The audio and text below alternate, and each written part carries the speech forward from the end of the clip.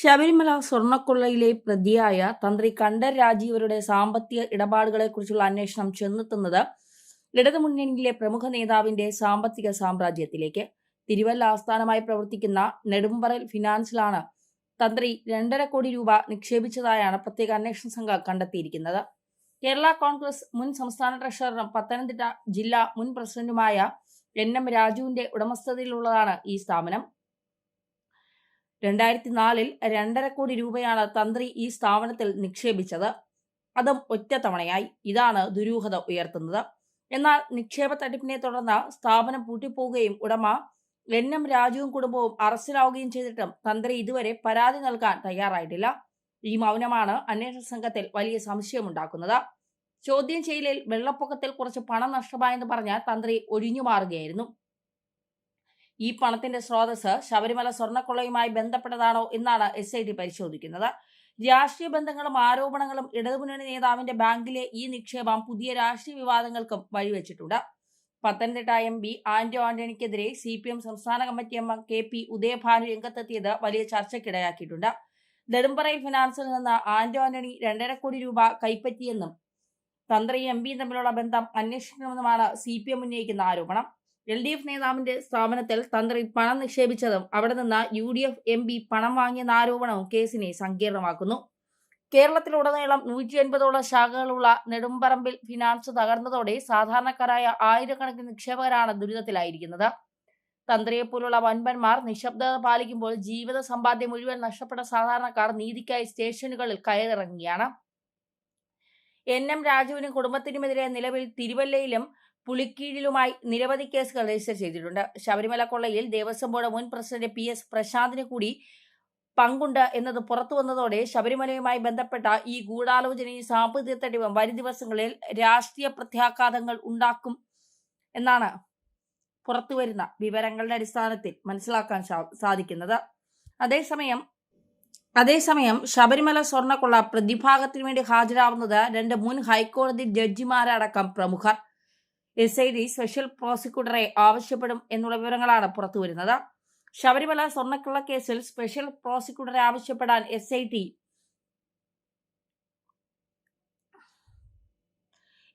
ഒരുങ്ങുകയാണ്. 2 അംഗങ്ങളുടെ panel SIT കൈമാറും. Lokayukta prosecutor Chandrasekhar Nair, vigilance special GP Rajesh എന്നിവരാണ് പട്ടികയിലുള്ളത്. കുറ്റപത്രം കാര്യക്ഷമമാക്കാൻ പ്രോസിക്യൂട്ടർമാരുടെ നിയമസഹായം വേണമെന്ന് SIT അറിയിക്കുകയായിരുന്നു. ഉദ്യോഗസ്ഥ വീഴ്ച തെളിയിക്കാൻ കൂടുതൽ നിയമസഹായം വേണമെന്നും SIT ആവശ്യപ്പെട്ടു. ഹൈക്കോടതി അറിയിച്ച ശേഷമായിരിക്കും തീരുമാനം. കട്ടിളപ്പാളി, ദ്വാരപാലകപ്പാളി കേസുകളിൽ പ്രത്യേകം സ്പെഷ്യൽ പ്രോസിക്യൂട്ടർമാരെ നിയമിക്കാനുള്ള സാധ്യതയും തേടും. പ്രതിഭാഗത്ത് ഹാജരാകുന്നത് 2 മുൻ ഹൈക്കോടതി ജഡ്ജിമാരടക്കം പ്രമുഖരുടെ അഭിഭാഷകരാണ്. ശബരിമല വിഷയം വലിയ രീതിയിൽ ചർച്ചയാവുകയാണ്. തന്ത്രിയുടെ പണമിടപാടുകളെക്കുറിച്ചും സാമ്പത്തിക സ്രോതസ്സുകളെക്കുറിച്ചുമൊക്കെയാണ് ഇപ്പോൾ അന്വേഷണ സംഘം അന്വേഷിക്കുന്നത്. അതായത് 2.5 കോടി നഷ്ടപ്പെട്ടിട്ടും 2.5 കോടി ഒരു ഫിനാൻസിൽ നിക്ഷേപിച്ചിട്ടും ആ 2.5 കോടി അവിടെ നിന്ന് നഷ്ടപ്പെട്ടിട്ട് പോലും എന്തുകൊണ്ട് തന്ത്രി ഇതുവരെ അക്കാര്യത്തിൽ ഒരു പരാതിപ്പെടുകയോ അക്കാര്യത്തെക്കുറിച്ച് അന്വേഷിക്കുകയോ ചെയ്തിട്ടില്ല എന്നുള്ളതാണ് SITയുടെ സംശയം. മാത്രമല്ല, ഈ 2.5 കോടി മറ്റാർക്കെങ്കിലും കൈമാറിയോ തുടങ്ങിയ കാര്യങ്ങളാണ്, മറ്റാർക്കെങ്കിലും കൈമാറാൻ വേണ്ടി തന്ത്രി കൊണ്ട് ഇട്ടതാണോ തുടങ്ങിയ കാര്യങ്ങളാണ് ഇപ്പോൾ ചർച്ച ചെയ്യുന്നത്. എന്തായാലും ശബരിമല കൊള്ള അത് വലിയ രീതിയിൽ ഇപ്പോൾ രാഷ്ട്രീയത്തിൽ ചർച്ചാ വിഷയമാവുകയാണ്. പ്രത്യേകിച്ച് സോണിയാഗാന്ധി അടക്കമുള്ളവരോടൊപ്പം ഉണ്ണികൃഷ്ണൻ പോറ്റി നിന്നതും ഈ ഉണ്ണികൃഷ്ണൻ പോറ്റിയെ 2004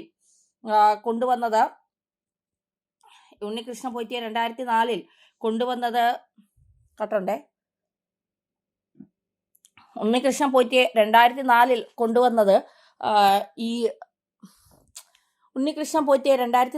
കൊണ്ടുവന്നത് തന്ത്രിയാണ്. തന്ത്രി ഉണ്ണികൃഷ്ണൻ പോറ്റിയും തമ്മിലുള്ള ബന്ധം, അങ്ങനെ നിരവധി കാര്യങ്ങൾ ഇതിൽ ചർച്ചയാവുന്നു. മാത്രമല്ല, ഇടതുപക്ഷത്തെയും വലതുപക്ഷത്തെയും നിരവധി നേതാക്കൾ ഈ കേസുമായി ബന്ധപ്പെട്ട് ആരോപണ വിധേയരാണ്. പ്രത്യേകിച്ച് നേരത്തെ മുൻ ദേവസ്വം ബോർഡ് പ്രസിഡന്റായിരുന്ന PS പ്രശാന്തിന്റെ കൂടി പങ്ക് ഇതിൽ വ്യക്തമാകുന്നതോടെ പ്രശാന്തിനെ വീണ്ടും മൊഴിയെടുക്കാനോ അല്ലെങ്കിൽ ചോദ്യം ചെയ്യാനോ SIT വിളിപ്പിക്കാൻ സാധ്യതയുണ്ട്. മാത്രമല്ല, ഈ മൊഴിയെടുത്തവരുടെ എല്ലാം മൊഴിപ്പകർപ്പുകൾ EDക്ക് നൽകാൻ ആവശ്യപ്പെട്ടുകൊണ്ട് കോടതി ഉത്തരവും വന്നിരിക്കുന്നു. തീർച്ചയായിട്ടും ഇ.ഡി. ഇതിൽ പരിശോധനകൾ നടത്തുമ്പോൾ കൂടുതൽ സാമ്പത്തികമായുള്ള ക്രമക്കേടുകളായിരിക്കും കൂടുതൽ അന്വേഷിക്കുന്നത്. അത്തരത്തിൽ സാമ്പത്തിക ക്രമക്കേടുകൾ കൂടുതൽ പുറത്തേക്ക് വരുമ്പോൾ ശബരിമല വിഷയം വരുന്ന നിയമസഭാ തിരഞ്ഞെടുപ്പിൽ ഏതൊക്കെ തരത്തിലായിരിക്കും പ്രതിഫലിക്കാൻ പോകുന്നത് എന്നുള്ളതാണ്. കാരണം തൊണ്ടി മുതലായി ഇതുവരെ 476 ഗ്രാം സ്വർണം മാത്രമാണ് കിട്ടിയിട്ടുള്ളത്. ബാക്കിയൊക്കെ കടൽ കടത്തിയോ അല്ലെങ്കിൽ സ്വർണം ഉരുക്കിയ സ്വർണം എന്താണ് ചെയ്തത്, ജയറാമിന്റെ വീട്ടിൽ കൊണ്ടുപോയതുമായി ബന്ധപ്പെട്ട മൊഴിയിലെ പൊരുത്തക്കേടുകൾ. അപ്പോൾ ഇതൊക്കെ വീണ്ടും SIT ചോദ്യം ചെയ്യുമോ, അത് SITയുടെ അന്വേഷണം തൃപ്തികരമല്ല എന്ന് കണക്കാക്കിക്കൊണ്ട് ഹൈക്കോടതി CBIയിലേക്ക് ഈ കേസ് വിടുമോ എന്നൊക്കെയുള്ളതാണ് ഇപ്പോൾ മനസ്സിലാക്കേണ്ടത്. അതായത് ഏഷ്യ കണ്ട ഏറ്റവും വലിയ ഒരു കുംഭകോണം, ഒരു സ്വർണ്ണ കൊള്ളയാണ് ഇവിടെ നടന്നിരിക്കുന്നത്. അതിൽ ഉണ്ണികൃഷ്ണൻ പോറ്റി എന്ന് പറയുന്ന ഒരു പരികർമ്മിക്ക് എന്തൊക്കെ ചെയ്യാൻ കഴിയുമെന്നുള്ളത് കേരളത്തിലെ ജനങ്ങൾക്ക് മുഴുവൻ അറിയാം. അതിൻ്റെ ലിമിറ്റേഷൻസ് ഒക്കെ കടന്നുകൊണ്ടാണ് അയാൾ ഈ കള്ളത്തരങ്ങളൊക്കെ ചെയ്തിരിക്കുന്നത്. ഉണ്ണികൃഷ്ണൻ പോറ്റിക്ക് വേണ്ടി മാത്രമായിരിക്കില്ല അയാൾ ചെയ്തത്. ഈ രാഷ്ട്രീയ രംഗത്തെ ഒരുപാട് പേർക്ക് അല്ലെങ്കിൽ അത്തരം ചില ആളുകളുടെ നേതൃത്വത്തിൽ മാത്രമേ ഈ സ്വർണ്ണക്കൊള്ള നടത്താൻ കഴിയുകയുള്ളൂ എന്നുള്ളതൊരു യാഥാർത്ഥ്യമാണ്. യാഥാർത്ഥ്യം നിലനിൽക്കുമ്പോൾ തന്നെ ഉണ്ണികൃഷ്ണൻ പോറ്റിയുടെയും തന്ത്രിയുടെയും പത്മകുമാറിന്റെയും വാസുവിന്റെയും ശങ്കർദാസിന്റെയും വിജയകുമാറിന്റെയും ഒക്കെ മേൽ ഇതൊക്കെ വച്ച് കെട്ടിയിട്ട് തങ്ങൾക്ക് രക്ഷപ്പെടണം എന്ന ആരൊക്കെയോ എവിടെയൊക്കെയോ ആലോചിക്കുന്നുണ്ട് എന്നുള്ളതാണ് യാഥാർത്ഥ്യം. വരുന്ന നിയമസഭാ തെരഞ്ഞെടുപ്പിൽ ശബരിമല കൊള്ള വലിയ രീതിയിൽ ചർച്ച ചെയ്യപ്പെടുന്ന ഒന്ന് തന്നെ ആയിരിക്കും എന്നുള്ള കാര്യത്തിൽ സംശയമില്ല. 1997 വിജയ് മല്യ 40 ഗ്രാം സ്വർണം പൂശിയിട്ട് അതിന് കൃത്യമായി അതിനോളം പോരുന്ന സ്വർണം ശബരിമലയിൽ നിന്ന് കടത്തിയോ എന്നുള്ളത് അന്ന് മുതലേ ഉണ്ടായിരുന്ന ഒരു ആരോപണമായിരുന്നു. മാത്രമല്ല ഈ 2 തവണ ശബരിമല കത്തിയപ്പോഴും ഉണ്ടായിരുന്ന 2 വിഗ്രഹങ്ങൾ അതെവിടെ പോയി, അവിടുത്തെ അഷ്ടദിക്പാലകരെ എന്ത് ചെയ്തു, ചാക്കിൽ കെട്ടി സ്ട്രോങ് റൂമിൽ കണ്ടെത്തിയത് എങ്ങനെയാണ്, ഈ വാജി വാഹനം തന്ത്രി ആരോട് ചോദിച്ചിട്ടാണ് കൊണ്ടുപോയത്, തന്ത്രിക്ക് സ്ട്രോങ് റൂമിൽ വെക്കേണ്ട സാധനം തന്ത്രി എങ്ങനെയാണ് വീട്ടിലേക്ക് കൊണ്ടുപോയത്, അങ്ങനെ കുറേ ചോദ്യങ്ങൾക്കുള്ള ഉത്തരം ഇപ്പോഴും ഇല്ല.